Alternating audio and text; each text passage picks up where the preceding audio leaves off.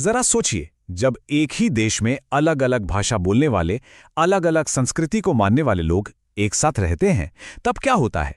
लोकतंत्र आखिर इन फर्कों को, इन मतभेदों को कैसे संभालता है? आज हम दो देशों की बिल्कुल अलग अलग कहानियों के जरिए इसी सवाल का जवाब ढूंढेंगे। तो इस सफर में हम सबसे पहले एक बुनियादी सवाल से शुरुआत करेंगे, सत्ता को बांटा जाए या उस पर हावी हुआ जाए। फिर हम बेल्जियम और श्रीलंका के रास्तों को देखेंगे और समझेंगे कि सत्ता की साझेदारी आखिर क्यों जरूरी है, और अंत में जानेंगे कि इसे असल में किया कैसे जाता है। तो चलिए सीधे मुद्दे पर आते हैं।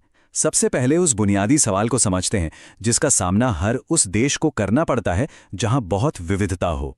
सवाल बहुत गहरा है ना? क्या बहुमत को यह हक मिलना चाहिए कि वो अपनी मर्जी चलाए, या फिर देश को एकजुट रखने के लिए सत्ता को सभी के साथ साझा किया जाना चाहिए? और यहीं से देखिए दो बिल्कुल अलग अलग रास्ते निकलते हैं।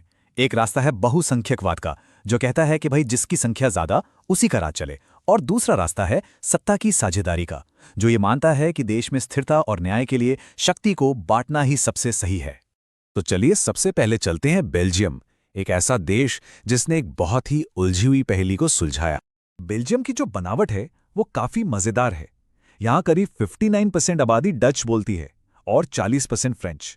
लेकिन असली पेंच ये था कि जो अल्पसंख्यक फ्रेंच भाषी समुदाय था वो ऐतिहासिक रूप से ज्यादा अमीर और ताकतवर था, और बस यही बात दोनों समुदायों के बीच तनाव की एक बड़ी वजह बन गई। और कहानी में एक और मोड़ था राजधानी ब्रसेल्स में। यहां मामला बिल्कुल उल्टा था। यहां 80% लोग फ्रेंच बोलते थे और सिर्फ 20% डच। मतलब जो लोग पूरे देश में मेजॉरिटी में थे वो राजधानी में आके माइनॉरिटी बन गए। इसने तनाव को और भी ज्यादा पेचीदा बना दिया। तो बेल्जियम ने क्या किया? उन्होंने टकराव की जगह सहयोग का रास्ता चुना। 1970 से 1993 के बीच संविधान में 4 बार बदलाव करके एक बहुत ही अनोखा मॉडल तैयार किया। इसमें क्या था? पहला तो ये कि केंद्र सरकार में दोनों समुदायों के मंत्री बराबर संख्या में होंगे। दूसरा, राज्यों को ज्यादा अधिकार दिए गए। तीसरा, ब्रसेल्स के लिए एक अलग सरकार बनाई गई जिसमें दोनों को बराबर का हक मिला। और इतना ही नहीं, भाषा और संस्कृति के मुद्दों के लिए एक तीसरी तरह की कम्युनिटी गवर्नमेंट भी बना दी गई। और इसका नतीजा अरे कमाल का रहा। बेल्जियम ने एक भयानक गृह युद्ध को टाल दिया और यूरोपीय सहयोग का प्रतीक बन गया। और इसी सफलता का सबसे बड़ा सबूत यह है कि आज यूरोपीय संघ का हेडक्वार्टर ब्रसेल्स में ही है। अब बेल्जियम की कहानी तो हमने देख ली। चलिए अब एक ऐसे देश की बात करते हैं जिसने बिल्कुल उल्टा रास्ता चुना, श्रीलंका। श्रीलंका की तस्वीर देखें तो यहाँ की 74% आबादी सिंहला भाषी है। ये एक बहुत बड़ी मेजॉरिटी है। और वहीं 18% आबादी तमिल भाषी है। तो 1948 में आज़ादी के बाद श्रीलंका ने बहुसंख्यकवाद का रास्ता अपनाया। ये एक ऐसी सोच है जो कहती है कि बहुमत को अपनी मर्जी से देश चलाने का पूरा अधिकार है, भले इसके लिए अल्पसंख्यकों की ज़रूरतों और इच्छाओं को नज़रअंदाजी क्यों ना करना पड़े। और फिर एक के बाद एक ऐसे फैसले लिए गए जिससे तमिल समुदाय को लगने लगा कि उन्हें हाशिए पर धकेला जा रहा है। 1956 में सिर्फ सिंहला को ही देश की राजभाषा बना दिया गया। बौद्ध धर्म को सरकारी संरक्षण मिला। यूनिवर्सिटी एडमिशन से लेकर सरकारी नौकरियों तक हर जगह सिंहला समुदाय को प्राथमिकता मिलने लगी। तो इन सबका नतीजा क्या निकला? नतीजा बहुत ही भयानक था। दोनों समुदायों के बीच अविश्वास की खाई इतनी गहरी हो गई कि देश एक भयानक गृह युद्ध की आग में झुलस गया। ये लड़ाई 2009 में खत्म तो हुई, लेकिन इसने देश को सामाजिक और आर्थिक तौर पर कई दशक पीछे धकेल दिया।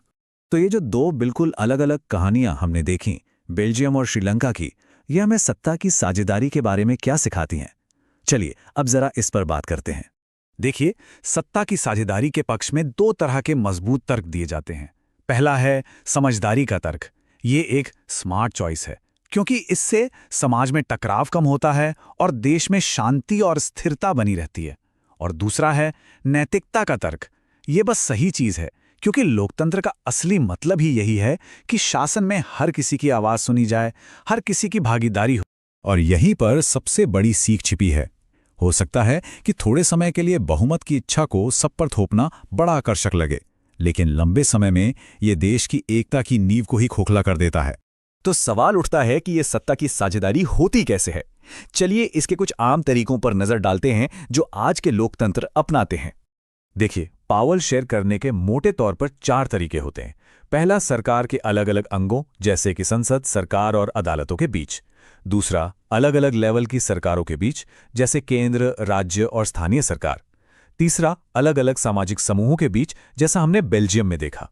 और चौथा, राजनीतिक पार्टियों और दूसरे समूहों के बीच जो हमें अक्सर गठबंधन सरकारों में देखने को मिलता है।